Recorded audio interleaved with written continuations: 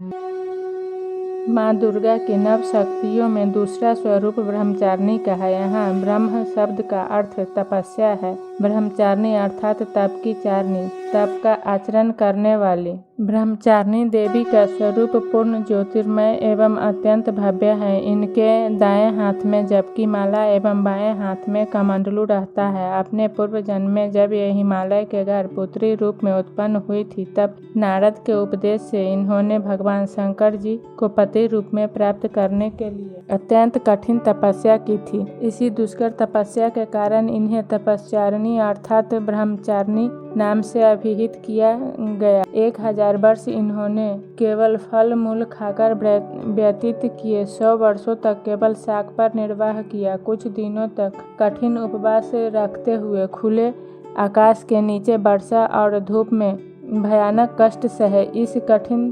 तपश्चर्या के पश्चात 3000 वर्ष केवल जमीन पर टूट कर गिरे हुए बेलपत्र को खाकर वे अहर्निश भगवान शंकर की आराधना करती रही। इसके बाद उन्होंने सूखे बेलपत्रों को भी खाना छोड़ दिया। कई हजार वर्ष तक वे निर्जन और निराहार तपस्या करती रही। पत्तों को भी खाना छोड़ देने के कारण इनका एक नाम अपर्णा भी पड़ गया। कई हजार वर्षों की इस कठिन तपस्या के कारण ब्रह्मचारिणी देवी का वह पूर्व जन्म का शरीर एकदम क्षीण हो उठा। वह अत्यंत ही कृष्णकाय हो गई थी। उनकी यह दशा देखकर उनकी माता मैना अत्यंत विकल हो उठी। उन्होंने उन्हें उस कठिन तपस्या से विरत करने के लिए आवाज दी, उमा रे नहीं ओ नहीं। तब से देवी ब्रह्मचारिणी का पूर्व जन्म का एक नाम उमा भी पड़ गया। इनकी इस तपस्या से तीनों लोकों में हाहाकार मच गया। देवता, ऋषि, सिद्धगण, मुनि सभी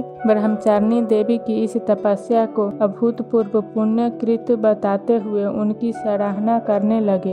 अंत में पितामह ब्रह्मा जी ने आकाशवाणी के द्वारा उन्हें संबोधित करते हुए प्रसन्न स्वर में कहा, हे देवी, आज तक किसी ने ऐसी कठोर तपस्या नहीं की। ऐसी तपस्या तुम्ही से संभव थी। तुम्हारे इस अलौकिक कृत्य की चतुर्दिक सराहना हो रही है। तुम्हारी मनोकामना सर्वतोभावेन परिपूर्ण होगी। भगवान चंद्रमौली शिव जी तुम्हें पति रूप में प्राप्त होंगे। अब तुम तपस्या से विरत होकर घर लौट जाओ। तुम्हारे पिता बड़ी विकलता से तुम्हारी प्रतीक्षा कर रहे हैं। माँ दुर्गा जी का यह दूसरा स्वरूप भक्तों और सिद्धों को अनंत फल प्रदान करने वाला है। इनकी उपासना से मनुष्य में तप, त्याग, वैराग्य, सदाचार और संयम की वृद्धि होती है। जीवन के कठिन संघर्षों में भी उसका मन कर्तव्य पथ से विचलित नहीं होता। माँ ब्रह्मचारिणी देवी की कृपा से उसे सर्वत्र सिद्धि और विजय की प्राप्ति होती है। दुर्गा पूजा के दूसरे दिन इन्हीं के स्वरूप की उपासना की जाती है। उस दिन साधक का मन स्वाधिष्ठान चक्र में स्थित